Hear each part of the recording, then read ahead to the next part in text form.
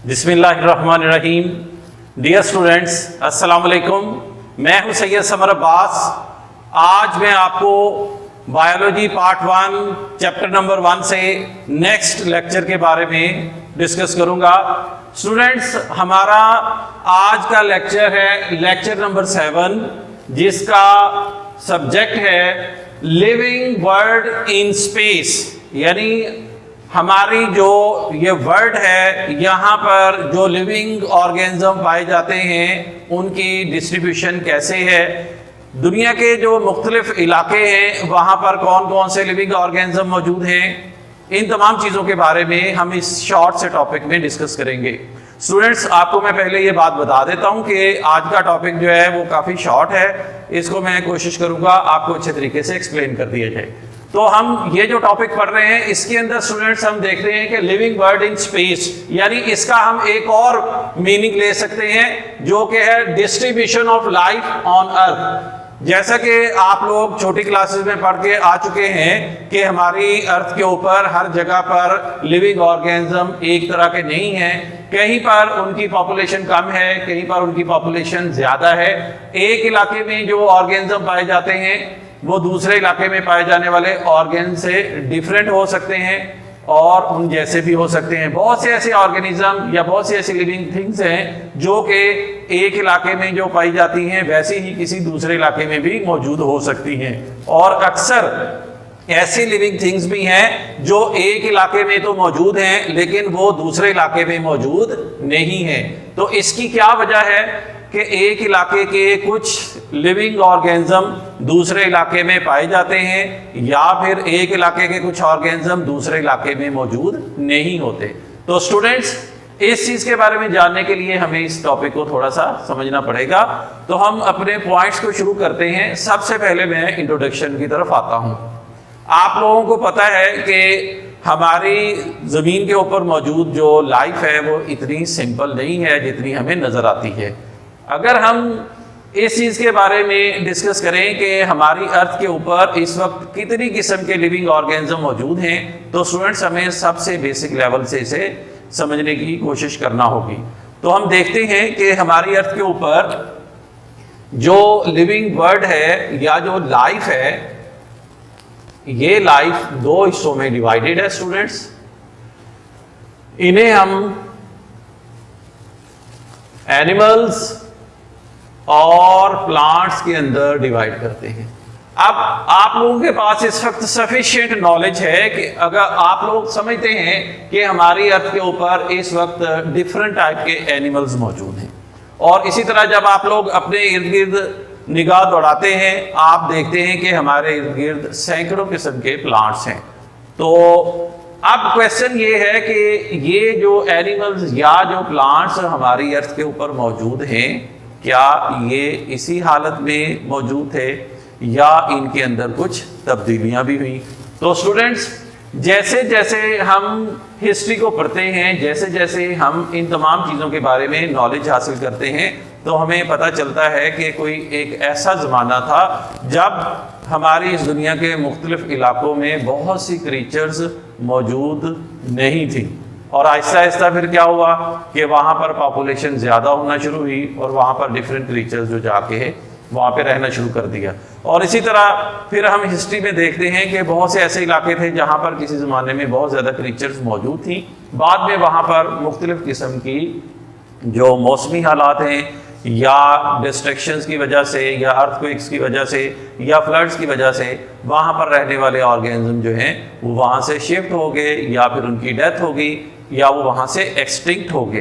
तो इस तरह मुख्तलिफ अदवार में मुख्तलिफ पीरियड्स के अंदर दुनिया के मुख्तलिफ इलाकों में जो लिविंग ऑर्गेनिज्म हैं उनकी तादाद में कमी बेशी होती रही, कहीं पर कम और कहीं पर ज़्यादा।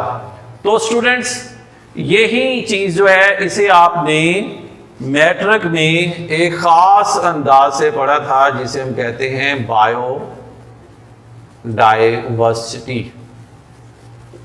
यानी ये बायोडाइवर्सिटी जो है ये वैरायटी ऑफ लाइफ है। This variety of life is present in different regions of the world. तो स्टूडेंट्स, वही बात जो हम पहले डिस्कस कर रहे थे कि हमारी ये लाइफ इतनी सिंपल नहीं है। अगर हम अपनी इस लाइफ के अर्ली डेज के बारे में बात करें कि हमारी अर्थ के ऊपर अर्ली लाइफ कैसे थी, तो मैं आपको थोड़ा सा शॉर्ट करके इसके बारे में बताता हूँ। इसके साथ मैंने दूसरा पॉइंट बनाया है कि अर्ली लाइफ, हमारी जो अर्थ है इसकी अर्ली लाइफ यानी इसकी इब्तदाई ज़िंदगी जो थी वो कैसी थी। तो स्टूडेंट्स, हम जिस वक्त हमारी अर्थ के ऊपर होने वाली जो एवोल्यूशन है उसके बारे में स्टडी करते हैं, तो हमारे पास मुख्तलिफ किस्म के ऐसे सोर्सेज हैं जिनसे हमें पता चलता है कि हमारी जो अर्थ है यहाँ पर जो लाइफ का आगाज़ था वो बहुत ज़्यादा सिंपल तरीके से हुआ। इसके बारे में स्टूडेंट्स मुख्तलिफ किस्म की जो थ्योरीज़ हैं वो पढ़ने को मिलती हैं। डिफरेंट साइंटिस्ट जो हैं उनके अपने अपने अलग अलग व्यूज़ हैं जो कि वो हमारी अर्थ के ऊपर लाइफ के स्टार्ट होने के बारे में एक्सप्लेन करते हैं।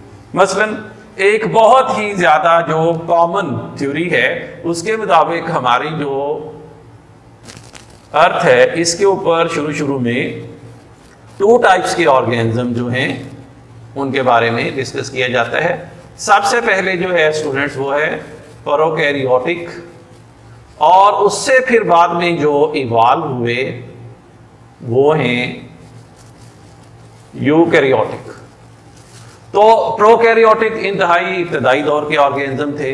हुआ ये इस तरह से कि हमारी अर्थ शुरू में बिल्कुल ऐसे थी जैसे कि बर्निंग मैस ऑफ फायर होता है, आहिस्ता आहिस्ता ये ठंडी होती गई और उसके बाद फिर यहाँ पर मुख्तलिफ़ किस्म की गैसेस बनती गई। उसके बाद फिर क्रस्ट ऑफ अर्थ बना, फिर यहाँ पर बारिशें वगैरह हुई, इस तरह सीज बन गए, बहुत सारा वाटर आ गया और इसी वाटर के अंदर डिफरेंट एलिमेंट्स आपस में मिलते गए। उन एलिमेंट्स के आपस में मिलने से डिफरेंट टाइप के मॉलिक्यूल्स बने और उन्हीं मॉलिक्यूल से पहले सेल ऑर्गेनेल्स, उसके बाद जो फर्स्ट लिविंग ऑर्गेनिज्म वो बने, उन्हें हम प्रोकैरियोटिक सेल्स का नाम देते हैं। तो स्टूडेंट्स, हमारी अर्ली लाइफ जो थी उसके अंदर जो सबसे पहले बनने वाले लिविंग ऑर्गेनिज्म यानी कि प्रोकैरियोटिक सेल्स थे।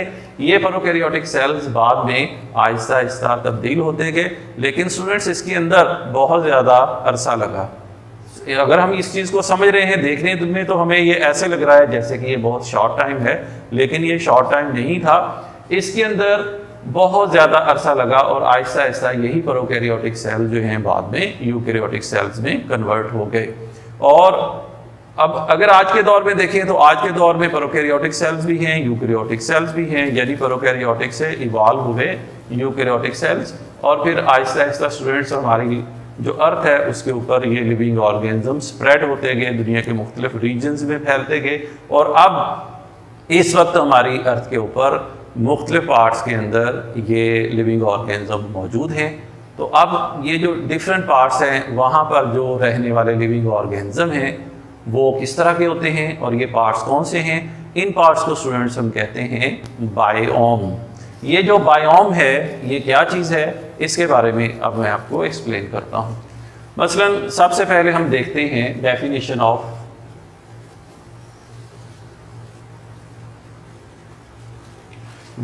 Of biome.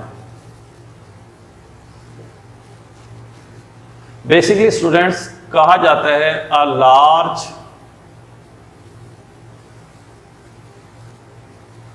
रीजनल कम्युनिटी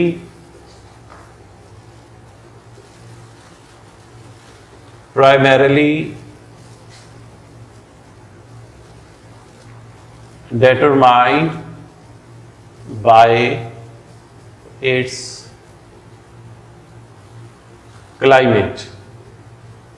तो स्टूडेंट्स ये एक ऐसा खित्ता या एक ऐसा इलाका जो कि अपने क्लाइमेट की वजह से किसी दूसरे खित्ते से डिफरेंट हो, उसे हम बायोम का नाम देते हैं। यानी क्लाइमेट, आप अगर उर्दू में इस वर्ड का मीनिंग जाके देखें तो वो होता है आबो हवा। यानी एक ख़ास इलाके का जो क्लाइमेट है वो दूसरे किसी इलाके से डिफरेंट हो सकता है और ऐसा भी है दुनिया के मुख्तलिफ इलाकों में एक ही जैसे बायोम्स मौजूद हो सकते हैं। मिसाल के तौर पर अगर हम पाकिस्तान में रहते हैं और पाकिस्तान में फॉर एग्ज़ाम्पल मैं पंजाब में लाहौर में रहता हूँ, तो लाहौर का जो क्लाइमेट है वो मरी के क्लाइमेट से डिफरेंट होगा। तो मरी का जो क्लाइमेट है, अब अगर हम देखें कि क्या दुनिया में किसी और इलाके में भी मरी जैसा क्लाइमेट हो सकता है? तो स्टूडेंट्स इसका आंसर है यस।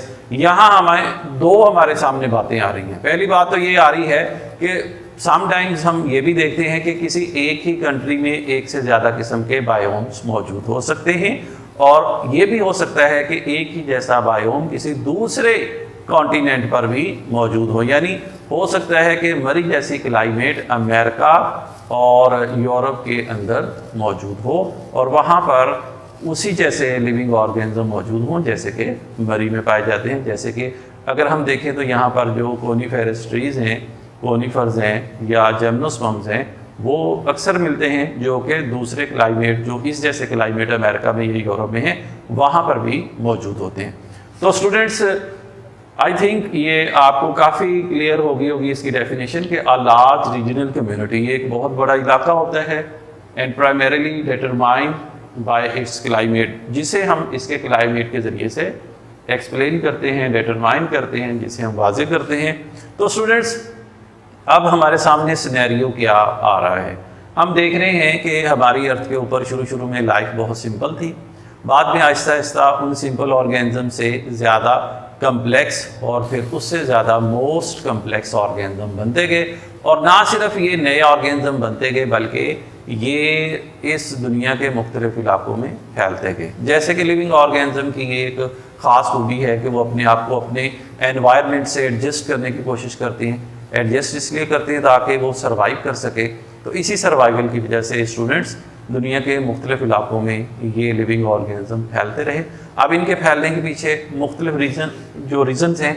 मसलन एक लिविंग ऑर्गेनिज्म अपने बायोम का इंतखाब क्यों करता है? Why are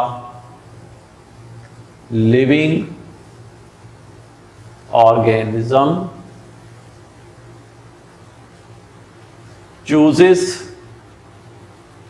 its biome?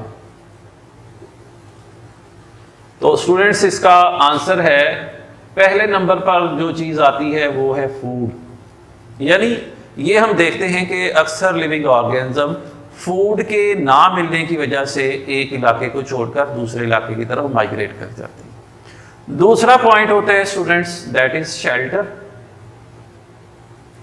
Sometimes किसी इलाके में लिविंग ऑर्गेनिज्म को जब शेल्टर अवेलेबल नहीं होता तो उनकी सर्वाइवल का मसला बन जाता है, जिसकी वजह से वो उस इलाके से किसी दूसरे इलाके की तरफ मूव कर जाते हैं। और उसके बाद स्टूडेंट्स एक और चीज़ है जो कि यहाँ पर हम एक्सप्लेन करेंगे, दैट इज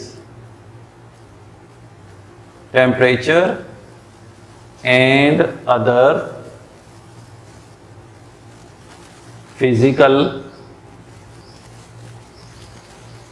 फैक्टर्स। तो स्टूडेंट्स समटाइम्स किसी इलाके का जो टेम्परेचर है वहाँ पर पाए जाने वाले जो लिविंग ऑर्गेनिज्म हैं उनके लिए सूटेबल नहीं होता। अगरचे वहाँ से उन्हें फूड भी मिल रहा होता है, वहाँ उनके लिए शेल्टर भी अवेलेबल होता है, लेकिन वहाँ पर टेम्परेचर जो है सूटेबल नहीं होता, जिसकी वजह से ये लिविंग ऑर्गेनिज्म जो है वहाँ से मूव कर जाते हैं। और इसी तरह फिर कुछ अदर फिजिकल फैक्टर्स हैं। इन फिजिकल फैक्टर्स के अंदर इन लिविंग ऑर्गेनिज्म की अपनी एक सिक्योरिटी भी आ जाती है, यानी जहाँ पर ये अपने आप को महफूज ना समझे, यानी उन्हें दूसरे जो प्रेडेटर्स हैं उनका कोई खौफ हो, उनका कोई ख़तरा हो, या उनके एक्सटिंक्शन का कोई, वो वहाँ पर एक्सटिंक्ट हो रहे हों, ऐसा कोई ख़तरा पैदा हो जाए, तो इस वजह से भी स्टूडेंट्स वो लिविंग ऑर्गेनिज्म उस इलाके में नहीं रहते। तो इस तरह अब हमारे सामने ये बात क्लियर हो गई है कि आहिस्ता आहिस्ता इन फैक्टर्स की वजह से, यानी फूड, शेल्टर, टेम्परेचर और अदर फिजिकल फैक्टर्स की वजह से ये लिविंग ऑर्गेनिज्म दुनिया के मुख्तलिफ इलाकों में फैलते गए, दुनिया के मुख्तलिफ इलाकों में इस वक्त मौजूद हैं। यानी शुरू में आज से करोड़ों साल पहले जिन इलाकों में किसी किस्म के कोई लिविंग ऑर्गेनिज्म नहीं थे, अब वहाँ पर हज़ारों और लाखों की तादाद में ये लिविंग ऑर्गेनिज्म पाए जाते हैं। और ये सारे का सारा जो है ये इसी एवोल्यूशन की वजह से है, जो ना सिर्फ इस वक्त हो रही है बल्कि इसकी वजह से आगे नए ऑर्गेनिज्म भी बनते जा रही हैं। तो स्टूडेंट्स के बारे में फिर जाके आगे चैप्टर नंबर 10 में डिटेल से आपको बताया जाएगा। अब स्टूडेंट्स हम ज़रा बायोम्स की एग्जांपल्स की तरफ आते हैं। तो दुनिया के मुख्तलिफ इलाकों में जो बायोम्स हैं वो उनके बारे में अक्सर लिखा हुआ है कि there are 7 biomes in the world. तो इनमें से जो ज़्यादातर मशहूर हैं इनमें हम देखते हैं ग्रासलैंड, सवाना, टंड्रा,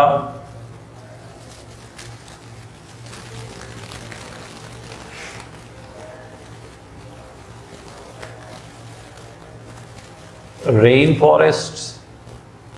यानी इसमें डिफरेंट टाइप के जो फॉरेस्ट हैं जहाँ पर एनुअल रेनफॉल जो है वो वेरिएबल है, उसके हिसाब से ये रेन फॉरेस्ट जो हैं, जैसे कि डेसिडुअस जो रेन फॉरेस्ट हैं वो यहाँ पर डिस्कस किए जाते हैं। डेसिडुअस स्टूडेंट्स क्या होते हैं? डेसिडुअस का मतलब होता है जो ऐसे प्लांट्स जो अपने पत्ते गिराते रहते हैं, ठीक है, तो वो डेसिडुअस के नाम से जाने जाते हैं।